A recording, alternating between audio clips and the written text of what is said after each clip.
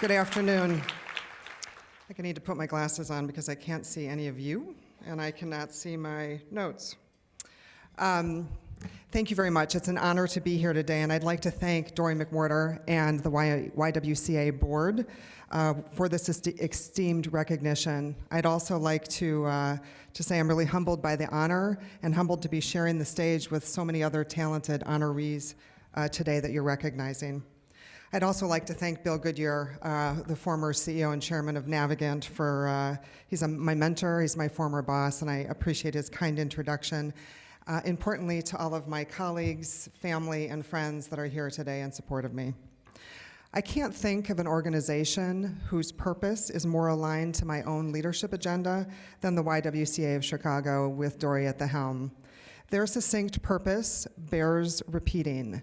YWCA Metropolitan Chicago is committed to providing women with the support and tools needed to transform their lives, be confident in their choices, and make valuable contributions to their communities. Dory, that is an inspirational calling, and thanks to you and your team for all that you do to help us strive to achieve that here in Chicago.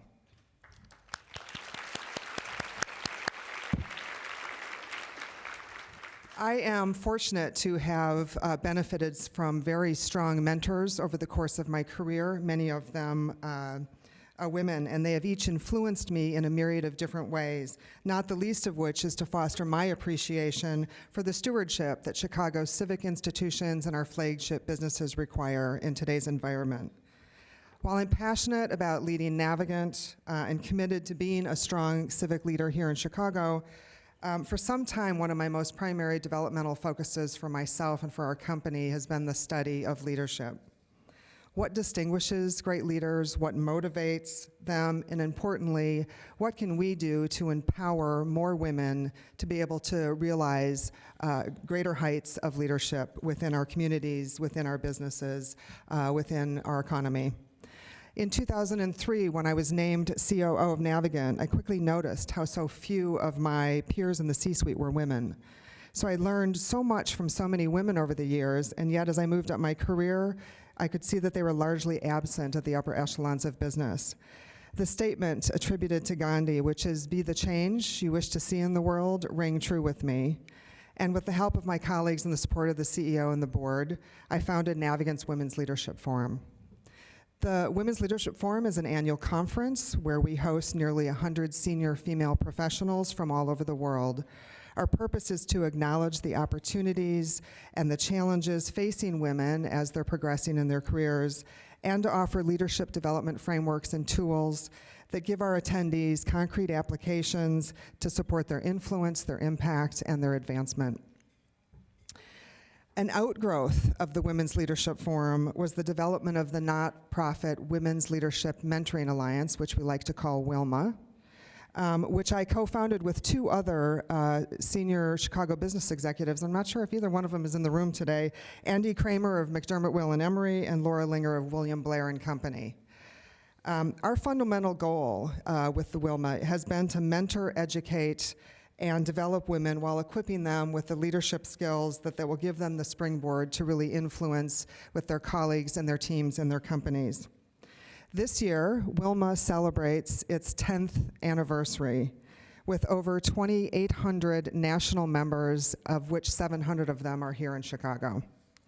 The success of WILMA, thank you. The success of WILMA is a reflection of today's Conscious Chicago theme as we seek to build inclusive leadership development and talent with both compassion, intent, and deliberate action. This work and similar work that I know many of you do here in the audience in your own cities, communities, and companies is vital. Inclusion for women is fundamental to the continued success of our organizations and our economy. The opportunity is outstanding. McKinsey, I think just last week, published a survey about advancing women's equality and indicating that it can add $12 trillion to global economic growth. That's a big number. Business has a role to play in leading that change and in marking progress for Navigant, or in marking progress for women, and at Navigant we take that seriously. Today, Navigant is the only New York Stock Exchange listed company with 3 of our top 4 named executive officers as women. Thank you. But to be honest, I think the plus is more relevant for my next statement, which is, more importantly, my senior executive team strikes an outstanding balance in gender diversity. So our CFO, our general counsel, and our chief strategy officer are women. Our chief operating officer, our chief marketing officer, and our chief human resources officer are men. We have a really nice balance. And I believe, in combination, that we have the optimal integration of skills, of experiences, of perspectives that enables us to create outstanding returns for our stakeholders. We are unique, but soon I hope that Navigant will have great company with other organizations in recognizing the contributions that women, in combination with men, can make in building and sustaining successful business.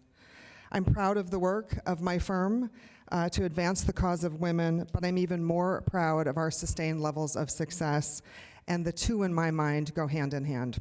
And with that, I'd like to thank you again for this tremendous honor, and also to thank all of you for sharing a commitment to continuing to empower women here in Chicago. Thank you.